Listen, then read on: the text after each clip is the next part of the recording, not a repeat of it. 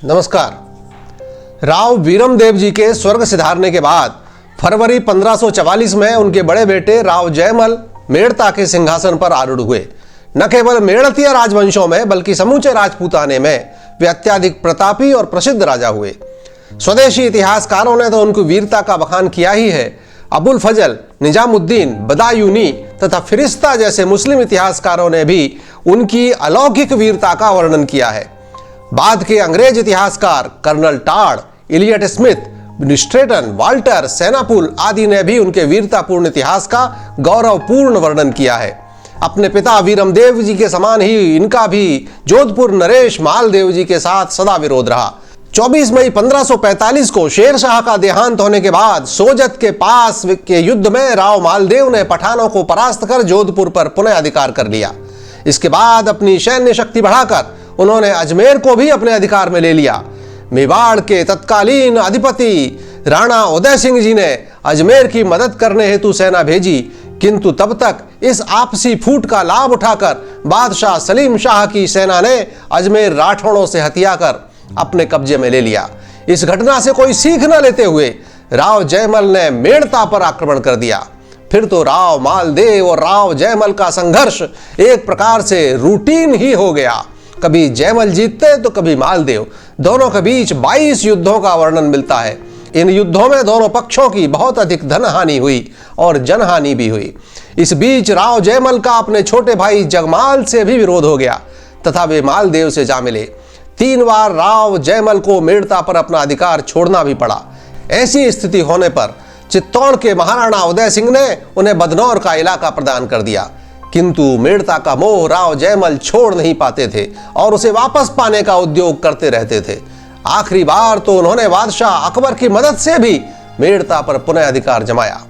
7 नवंबर 1562 को मालदेव जी की मृत्यु के बाद ही यह विरोध रुका, किंतु बादशाह और जयमल का सद्भाव ज्यादा चला नहीं। शीघ्र ही अकबर का सेना नायक मिर्जा शरफुद्दीन बागी हो गया।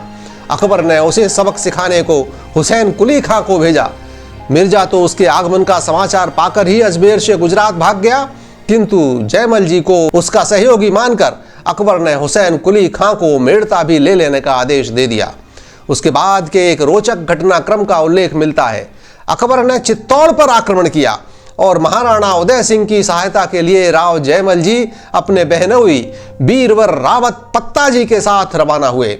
जब ये जंगल में से गुजर रहे थे, मार्ग में भीलों ने इन्हें मेवाड़ का शत्रु समझकर आगे बढ़ने से रोका। पत्ता जी स्वभाव से ही उग्र थे। उन्होंने ऊंची आवाज में भील नायक के सामने ही जयमल जी से पूछा, अठे या उठे। उनका आशय था मृत्यु का वरण यहां ही करना है या मुगलों के साथ युद्ध करते हुए करना है। जयमल जी ने शांति से कहा, उठे, अर्थात यहां नहीं वहां। इस सवाल जवाब से भीलों को भी समझ में आ गया कि उनसे गलती हो रही है। ये लोग मेवाड़ के शत्रु नहीं, मित्र हैं। उसके बाद तो स्वाभाविक ही वे लोग जयमल जी के मित्र हो गए और बाद में जयमल, पत्ता और उस भील नायक ने जिस प्रकार मुगल सेना का मुकाबला किया वह तो जगत विख्यात है। महाराणा उदय सिंह किस प्रकार चित्तौड़ रक्षा का भार जयमल जी को सौंपकर स्वयं पहाड़ों पर गए, किस प्रकार राव जयमल जी ने पैर में गोली लगने के बाद भी राठौड़ वीर कल्ला जी के कंधे पर सवार होकर मरणांतक युद्ध करते हुए वीरगति पाई, किस प्रकार प्रभावित अकबर ने आगरा किले के बाहर हाथी पर बैठे हुए इन दोनों वीरों राव जयमल जी और रावत पत्ता जी की प्रस्तर मूर्तियां लगवाई, वह सब प्रसंग हम पूर्व में ही वर्णित कर चुके हैं। उसकी लिंक आप वीडियो के अंत में भी देख सकते हैं और डिस्क्रिप्शन में भी।